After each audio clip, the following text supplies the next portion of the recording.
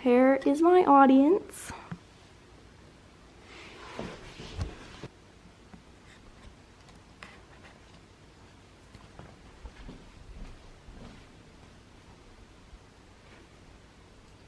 Hi everybody, my name is Alex Tinsley, and today I'm going to be talking about the effects of plastic pollution.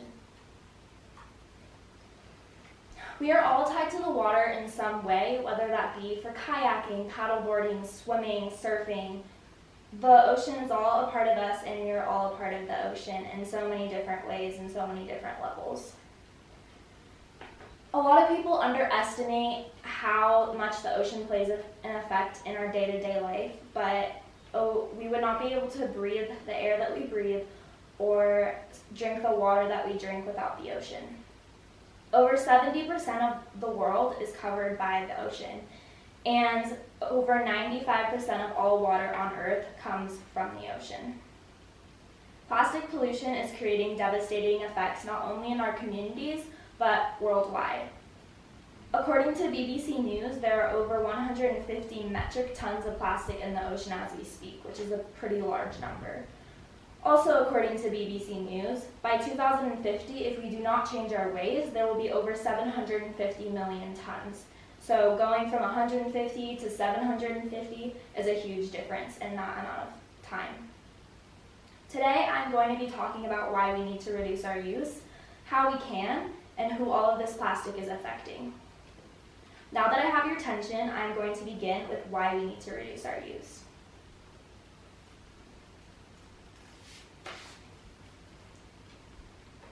Plastic is strong, flexible, cheap, and for all of those reasons and more, people are buying and consuming it at extreme rates. While plastic can be very helpful on the day-to-day life, it is also very harmful to our environment. BBC News states that by 2050, there will be more plastic than fish in the ocean, and that is really heartbreaking to hear, and that is the number one reason why we need to reduce our use if we want the world to stay the way it is. Next, I'm going to be showing you how we can. So, number one is, according to the Eco-Planet Bamboo, over 850 million toothbrushes get discarded into the ocean alone in the US every single year. And that number can go up to 1 billion, and it just, fluctuates between that, which is a huge number of toothbrushes that end up in the ocean, and that is really sad.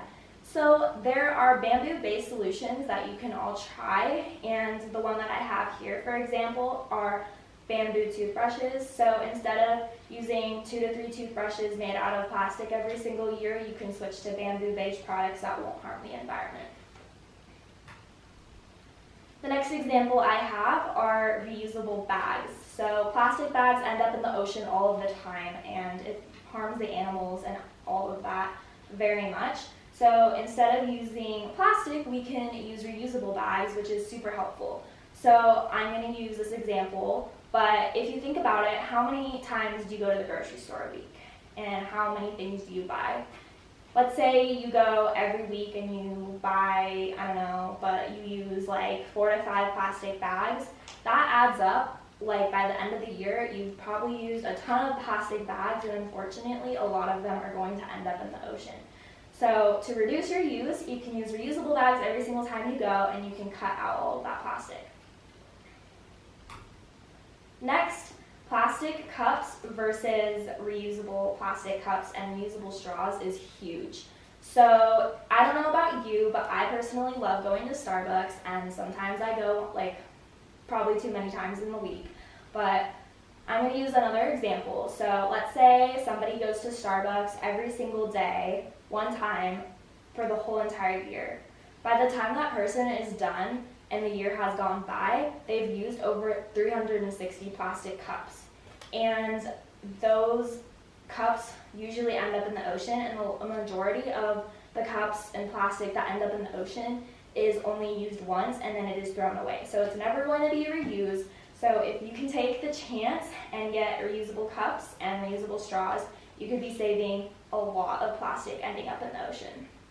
Also, I don't know about everywhere, but I'm sure that you can save money by getting reusable cups too, because some stores will offer you discounts, so you can save the planet and save money at the same time.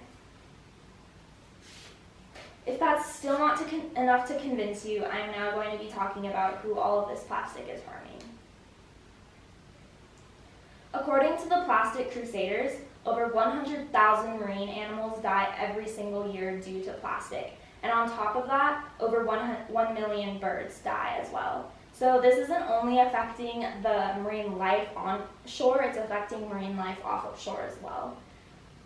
According to National Geographic, an article was published on March 18th, 2019, stating that a young whale, had washed up on shore with 88 pounds of plastic in its stomach, and unfortunately it died.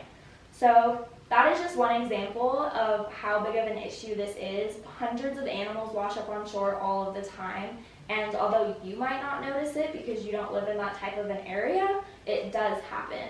And plastic can affect the animals in the ocean as well by blocking their airways, getting them tangled, and so much more. Unfortunately, although we might see a difference between plastic and what's food, they might not. So that's really important to keep in mind because, again, like even though you might not see it happen all that much, it definitely does happen and you need to be aware of it.